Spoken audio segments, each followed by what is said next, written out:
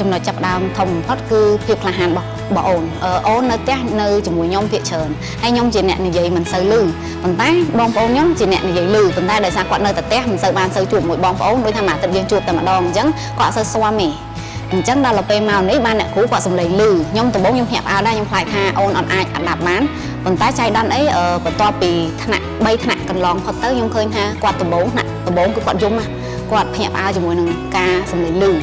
អាទិត្យទី2ចុះ 50% គាត់ធ្វើទុកប្រហែលជា20នាទីអាទិត្យទី3តែ5នាទីដំបូងឯងអាទិត្យទី4គឺគាត់ចូលទៅធម្មតាដូចក្មេងដែលធ្លាប់មកសាលាយូរខែណាស់មកហើយអញ្ចឹងតាមការសង្កេតហ្នឹងខ្ញុំឃើញថាវិវត្តដូចលឿនអញ្ចឹងមានន័យថាក្មេងគាត់មាន reflect ទៅតាមបរិយាកាសគាត់ជុំវិញហ្នឹងដោយអត្តនោម័តរបស់គាត់ហើយមិនចាំបាច់ថាយើងខ្លាចអីទេគឺយើងត្រូវតែជំរុញហើយបន្ទាប់ពីហ្នឹងមករាល់ពេលដែលគាត់មកមានការរុះរាយរាក់ទាក់ពីអ្នកគ្រូជំរាបសួរជំរាបលាគាត់ទៅវិញពេលដែលគាត់ធំអាចធ្វើបានគឺគាត់មកអាហ្នឹងមកដែរគាត់សប្បាយចិត្តនៅពេលណាដែលគាត់ជំរាបសួរគាត់រីករាយនៅពេលណាដែលឃើញស្នាមញញឹមគឺគាត់ញញឹមឲ្យគេដូចគ្នាកម្មវិធីសាលានៅស៊ីដានេះសម្រាប់ខ្ញុំយល់ថាវាជាវិធីសាស្ត្រមួយដែលចង់និយាយថាសំខាន់មែនទែនសម្រាប់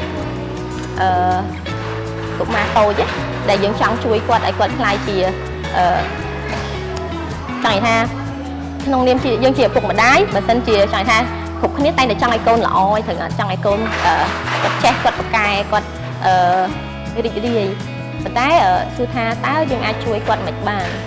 តើតែយើងមានវិធីសាស្ត្រត្រឹមត្រូវក្នុងការជួយគាត់មិនមែនថាយើងគ្រាន់តែធំយើងនៅមួយគាត់យើង take care សុខភាពរាងកាយគាត់អាហ្នឹងវាចង់ថាជួយបានតែរូបរាងកាយទេប៉ុន្តែអ្វីដែលសំខាន់គឺខួរក្បាលតកតទៅនឹងតម្លៃសិក្សាទទួលស្គាល់ថារៀនខ្ពស់បន្តិចប៉ុន្តែអ្វីដែលយើងទទួលបានមិនគ្រាន់តែជាការអប់រំសម្រាប់កូនទេវាផ្ដល់ benefit មក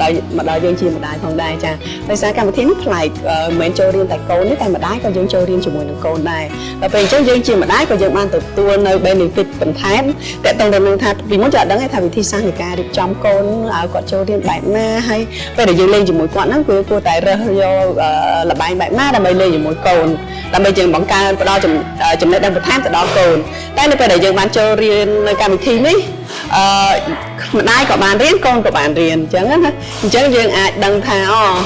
នៅពេលដែលកូនគាត់មាន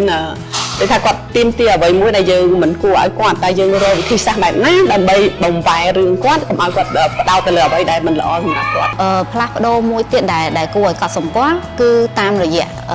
អ្នកដែលយើងជួបអូនគាត់ចែងតែនិយាយថាអូនឆាប់ចេះនិយាយអាហ្នឹងក៏ជាផ្នែកមួយដែលសាលាបានជួយខ្ញុំដែរព្រោះអីអូនគាត់ចេះនិយាយលឿនដោយសារអ្នកគ្រូគាត់និយាយថាបងអាសានិយាយជាមួយអូនបងអាសាអានរឿងនិទានឲ្យអូន flash card បងលេងជាមួយអូនអូននឹងធ្វើឲ្យអូនឆាប់ចេះនិយាយអញ្ចឹងមែនខ្ញុំឃើញអញ្ចឹងមែនហើយក៏ឥឡូវនេះដល់វគ្គមួយគឺគាត់និយាយឲ្យគាត់ឆាប់ចាំទៀតអាហ្នឹងគឺជាវិធីសាស្ត្រដែលខ្ញុំបានពីស៊ីជាដាដូចគ្នា